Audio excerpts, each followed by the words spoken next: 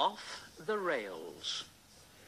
Gordon was resting in a siding when Henry came by and said, "Hello, fat face! Hello, fat face!" Gordon was furious. What cheek! What cheek! That Henry is too big for his wheels. Fancy speaking to me like that. To me, who has never had an accident. Never, ever had an accident. Percy was a bit puzzled. Oh, but Gordon, aren't jammed whistles and burnt safety valves accidents? No, indeed, they are not accidents. Not accidents. They're just high spirits. I mean, it might happen to any engine. But to come off the rails, well, I ask you, is it right? Is it decent,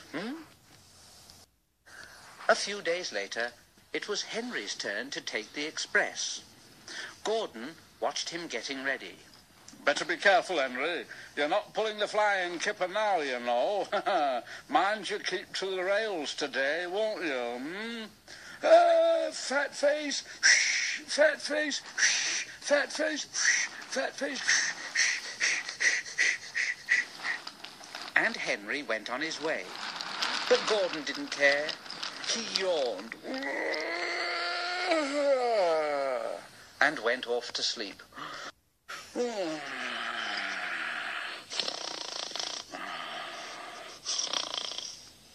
But he didn't sleep long, because his driver came along and said, "Come on, wake up, Gordon. A special train's coming and we're to pull it." Special train? Is it coaches or trucks? It's trucks. Oh, trucks. I don't like trucks. They lit Gordon's fire and oiled him ready for the run. The fire was sulky and wouldn't burn, but they couldn't wait, so Edward pushed him onto the turntable to get him facing the right way. Gordon grumbled like anything. "I won't go, I won't go, I won't go." Edward said, "Don't be silly, don't be silly, don't be silly." Gordon tried hard, but he couldn't stop himself being moved. At last, he was on the turntable. Edward was uncoupled and backed away, and Gordon's driver and fireman jumped down to turn him round. The movement had shaken Gordon's fire. It was now burning nicely and making steam. But Gordon was cross and didn't care what he did. He waited till the table was halfway round, and he said, I'll show 'em. I'll show 'em." And he moved slowly forward. He only meant to go a little way, just far enough to jam the table and stop it turning as he'd done once before. But he couldn't stop himself, and he crashed through the side of the turntable and then through some wooden railings, and he slipped and slithered down a bank into a ditch. His wheels churned around in the mud.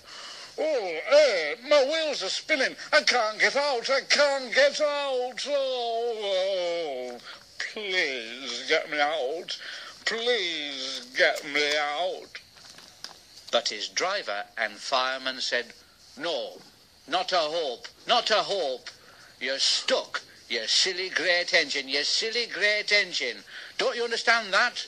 Don't you understand that, They telephoned the Fat Controller, who said, "Yes, yes, yes.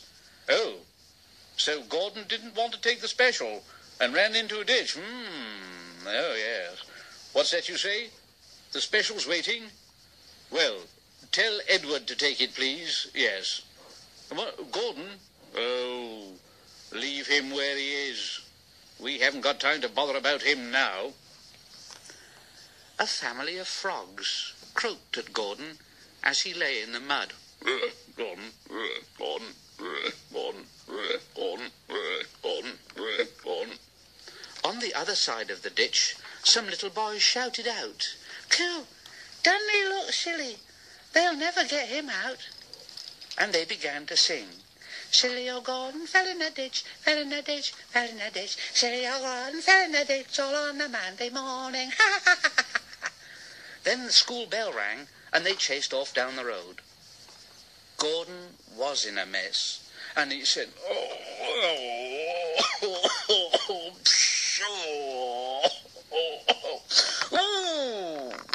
and he blew away 3 tadpoles and an inquisitive newt.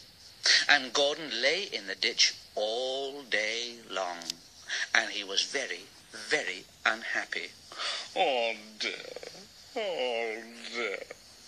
I shall never get out. I shall never get out.